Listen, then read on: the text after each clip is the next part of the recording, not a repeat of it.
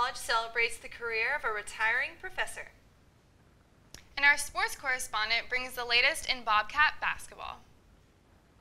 I'm Kendall Thomason. And I'm Megan Rochester. Those stories and more today on this season's final installment of GC360. As the fall semester draws to a close, so do the career of a beloved Georgia College professor. Lizzy Miller brings us this report. After 16 years here at Georgia College, one of the most beloved mass communication professors is unfortunately retiring, but on an incredibly high note after changing the lives of her students as well as her colleagues. In 1992, I took my first academic position at the University of Louisiana at Monroe, and then I came here to Georgia College in 1996. I came here specifically to teach in the mass communication program. Two of the achievements I've participated in that mean a lot to me, one is the founding of our chapter of Bobcat PRSSA, which is now a national star chapter. That PRSSA chapter was a goal of this department. We met it and we've exceeded it. The other thing I'm especially proud of was I spent the years 1996 to 2003 as advisor to the Colonnade, and I think in those years we turned that paper around into a viable college newspaper. The only thing I can say that I'll miss the most is my daily contact with my students and my friends and my colleagues. I have been Dr. Miller's student for the last 3 years now in public relations, and she is definitely going to be missed. I have learned so much under her, and she's actually the reason that I fell in love with public relations from the start. She is extremely knowledgeable in the field. She just really cares about her students. She loves us. She's not just a professor. There have been many times when she'd be like, all right guys, let's hop in the car and go to Sonic after class and stuff like that. So she really definitely made an effort to get to know each and every one of us individually. And when you've taught as long as I have, sometimes you think about going into the classroom, it stops being as much, quote, fun as it used to be. My students keep every class I teach very exciting and very fun-filled, and I'm going to miss that. I'm not moving, so I will be in town, but there's a crop of students that'll graduate next year, and after them, nobody will have really known who I was, but the ones that I do know and have known, I'll miss them like crazy. I'm not retiring because I want to. I'm retiring because of medical reasons. And so my first task is to try to get an autoimmune disorder under control. And that's difficult because it's a disease that's making me go blind. And I need to save my vision, and that's part of the reason I chose to retire at this point. I don't want to get all sappy about it, but there are things that I love at this campus that I will make sure that I'm at when they happen. And but I'll still be here in town. I have two pet projects that I'm going to work on. One is this semester, my PR class, my PR Writing Ladies class, affiliated itself with Georgia Cancer Support. And I'm going to be working with Robbie White and Georgia Cancer Support to help build awareness and knowledge of that organization. And I do a lot of work with my son's employer, the Life Enrichment Center. He's 30 and disabled. He has autism. And so I'll continue to work with them to help him out. And other than that, I'm just going to try to get well. Over the summer, I got named to this list of top 50 journalism teachers in the country. When I got the top 50 journalism professors in the country, I had no idea that it was anything. I saw it as a sign that I had accomplished a lot and I could feel comfortable in what I'd done with my career, and I wasn't, going out on a down note. All of the honors I've gotten, and I've won a lot here on campus too, have been because of my great students.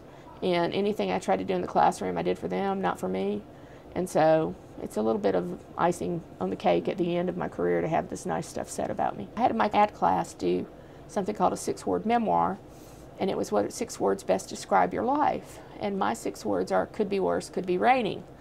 And I have spent a lot of time focusing on that thought for the last couple of years since it could always be worse. Everything could always be worse.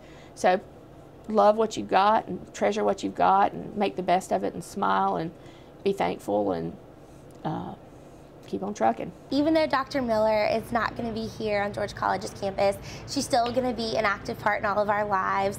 She has encouraged me multiple times to, reach for the stars and apply for the most dream internships, the most dream jobs. So I'm very excited to continue to grow my relationship and friendship with Dr. Miller. I just wanted to say thank you, and that's all I have left to say to Georgia College. Thank you. From all the students here at Georgia College, Dr. Miller, you will be missed.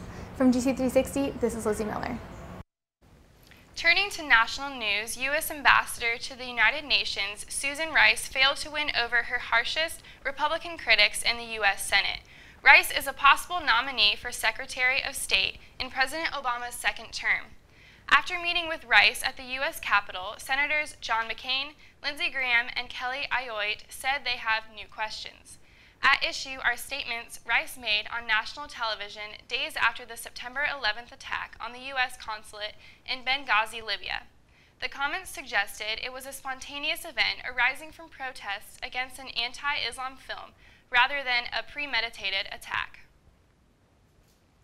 The U.S. ambassador to Libya and 3 other Americans were killed in the attack on the Benghazi mission in a nearby CIA annex.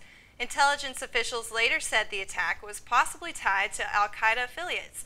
Republicans have argued that the Obama administration tried to play down the terrorist attack immediately after the attack. Some Republicans suggest the purpose was to avoid undermining the president's claims of success in fighting al-Qaeda in the run-up to the presidential election. In her television appearances after the attack, Ambassador Rice was working from a set of talking points. The initial draft written by the CIA referred to attacks carried out by extremists with ties to al-Qaeda. However, by the time Rice received them, attacks had been changed to demonstrations, and mentioning of al-Qaeda had been deleted altogether. The White House denies making those edits, and members of Congress are trying to determine where the changes were made. 3 GOP senators who met with Rice remained unconvinced by her responses and said her visit left them with greater concerns than before the meeting. The holidays are a time to be thankful for all that we have. However, for millions of Americans in poverty, the holidays can be a painful reminder of everything they lack. One organization here in Baldwin County is working to make a difference this holiday. Cafe Central is Milledgeville's only soup kitchen. It provides a free hot meal each week for Milledgeville's homeless and hungry.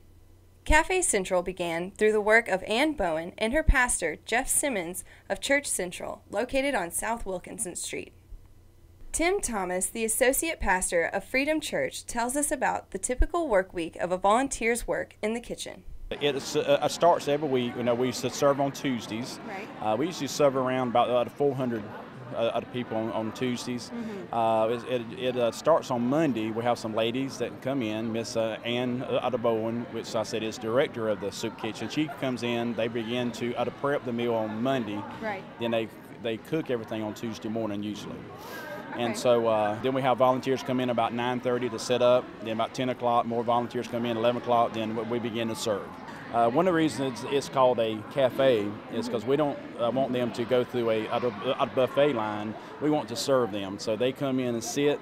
We have other servers. We get their drinks, and we'll take their plate to them, where it's not like a necessary soup kitchen, but it's more of a cafe. Guests of the cafe are more than appreciative of the service they receive. They bring me service. They do good service. Sit down, they serve it to me. I get green beans, mashed potatoes. I get fried chicken. Oh, they're real nice, real nice. More than 500 people are served on a weekly basis through the help of churches, teachers, students, workers, and other volunteers spending their time each week to help around the cafe. One of the things that we teach at Georgia College is how important it is to apply your classroom learning in community-based settings. And what a better place to come at Thanksgiving time than here at Cafe Central and Freedom Church, where many people in the community are joining with others who need a nice meal and to celebrate the holiday. So we need to practice what we preach. So that's why I'm here. But the volunteers give much more than just food in their service. Because we serve not only food, we serve hugs and smiles and lots of love. Cafe Central depends solely on volunteers and donations around the community. For more information on how you can help, contact Ann Bowen at 478-457-7213. I'm Megan Rochester reporting from GC360.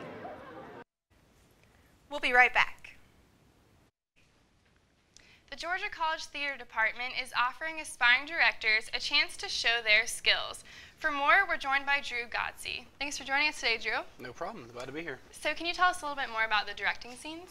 Well, the directing scenes is actually conducted by a class. It's called Directing 1, and they have Directing 2 in the spring. And it's so far we have 14 directors in the class, and then we are each basically told to pick a play that we would like to perform at the end of the semester. And so it's 10 minutes.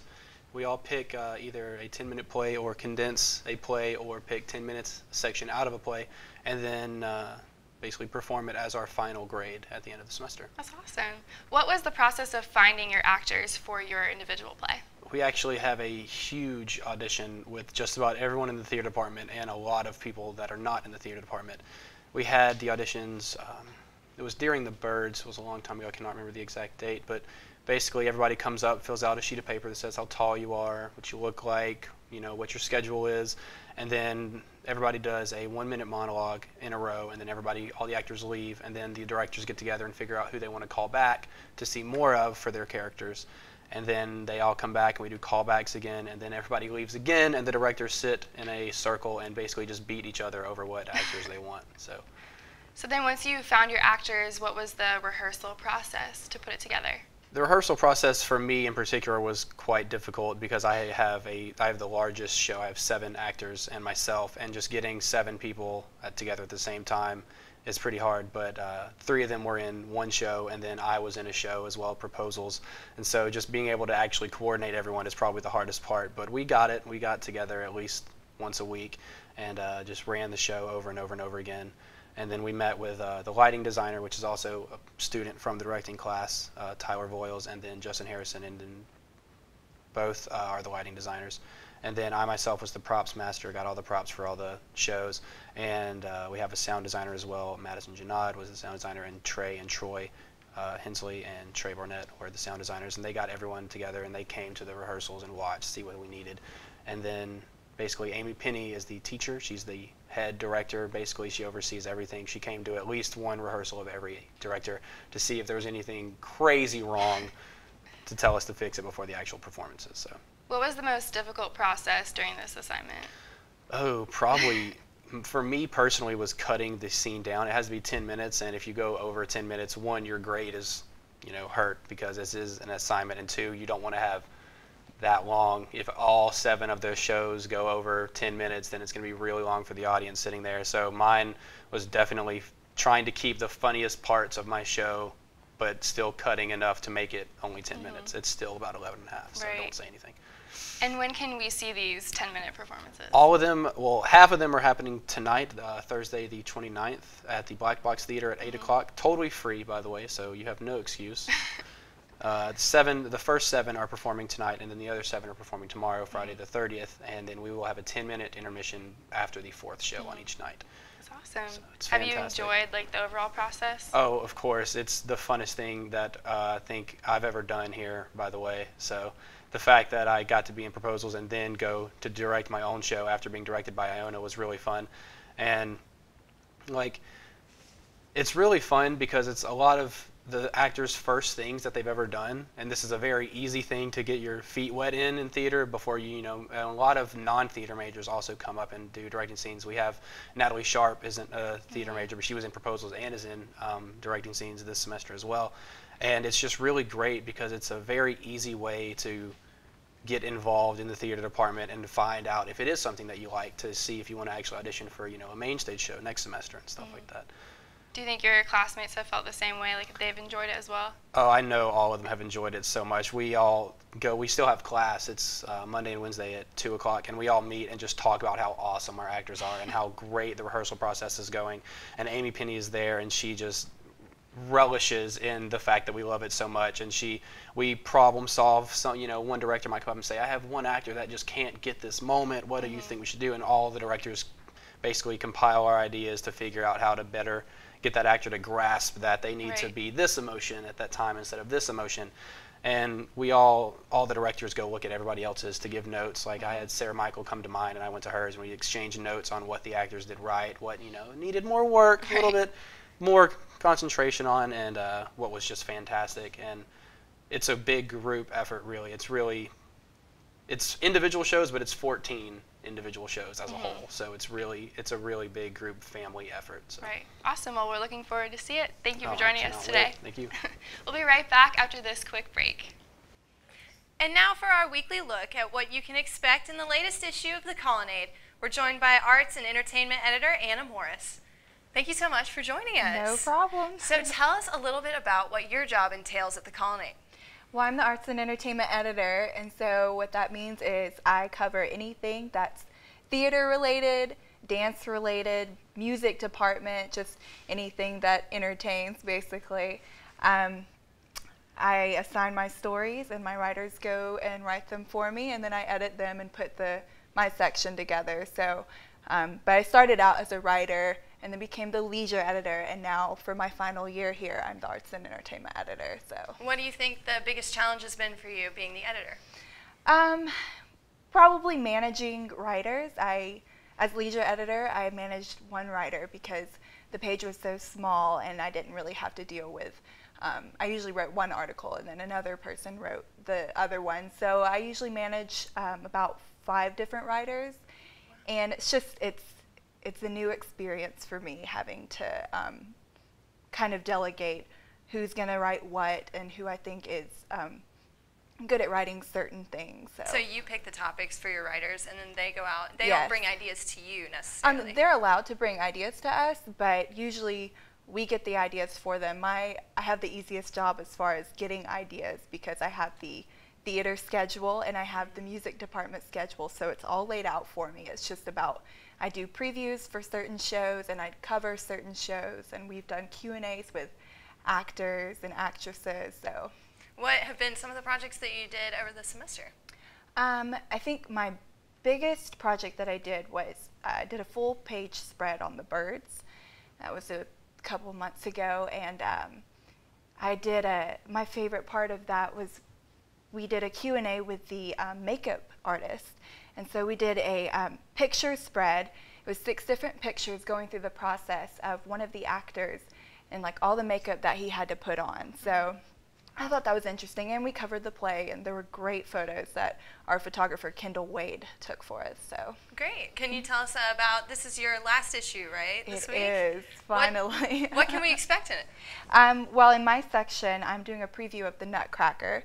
It's Georgia College's 16th year doing it, and so Julia Richardson is in it. She's a senior mass comm major. She's the Snow Queen, and then Luke Babb, who is the color guard director at the Baldwin High School, is the Snow King, and then Amelia Pelton, who is the director of dance, and she's directing it. Her daughter, who's I think 14, she's playing Clara, who is, you know, in the Nutcracker falls asleep and then dreams of this magnificent world. So we did just a preview of that, and unfortunately we can't cover it because it happens after our last issue, but we do have photos. Finally, it's our first year that we were able to include photos with the preview.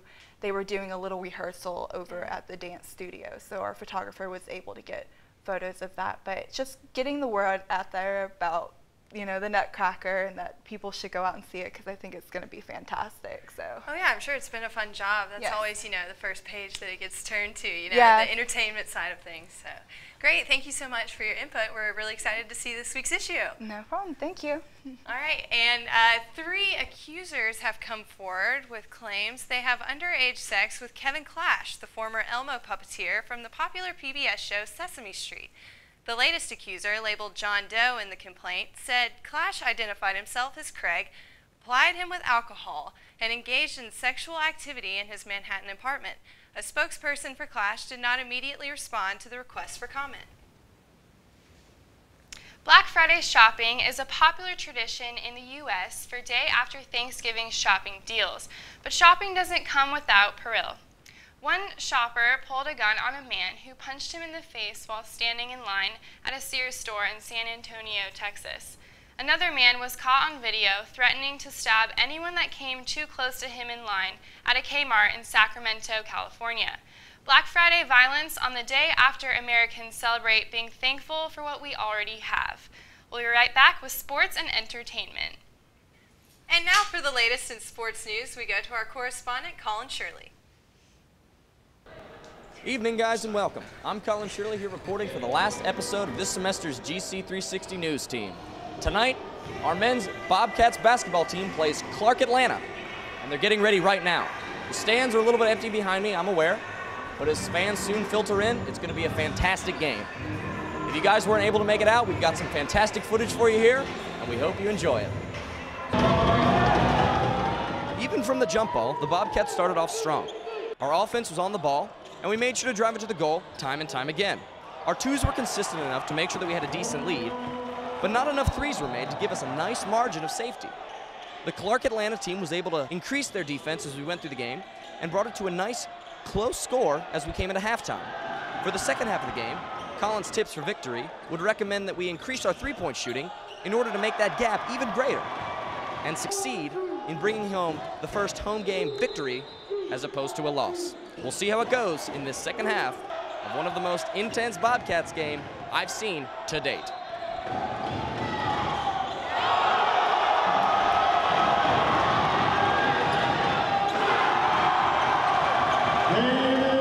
Clark Atlanta seems to be having good defense and nice blocks, but it's not opposed to our good offense. As we go into the second half, we hope to see as the Bobcats increase their lead and make this the first home game win of the winter season.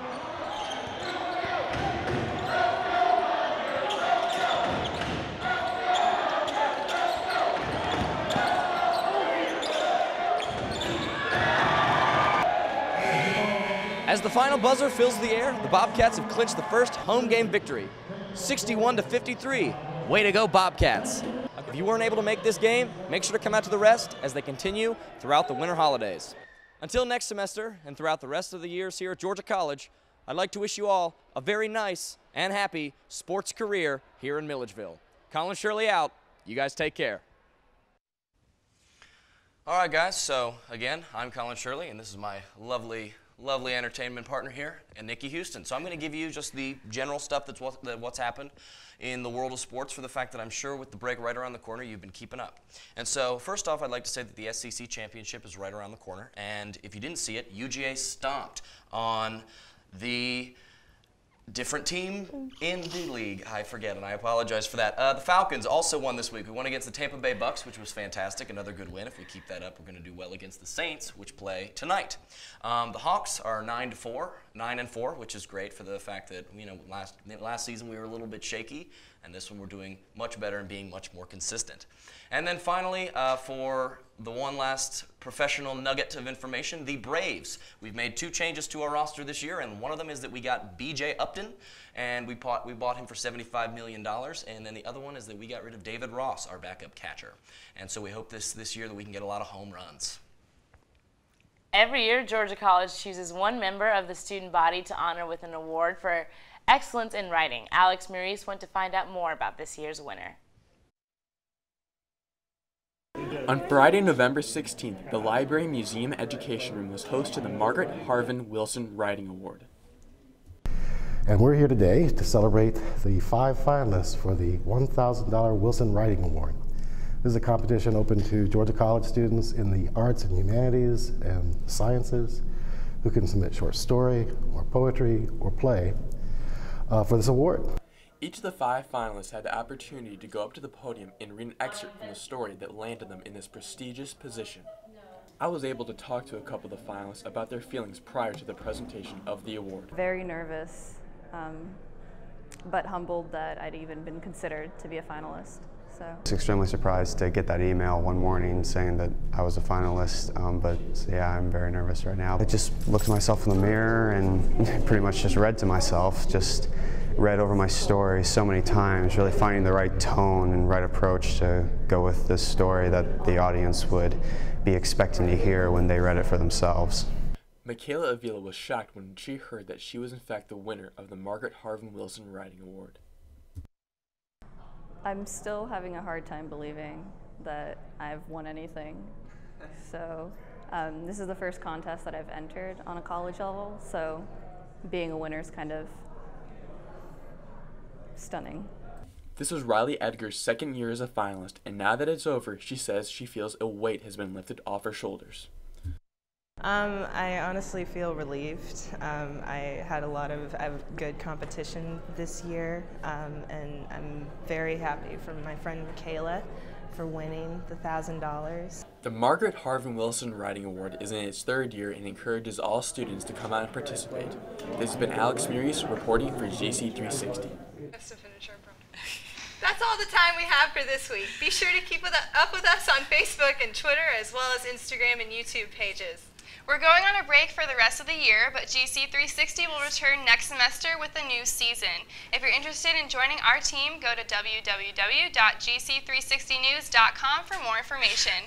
I'm Kendall Thomason. And I'm Megan Rochester. From all of us here at GC360, have a safe and happy holiday season. Oh my.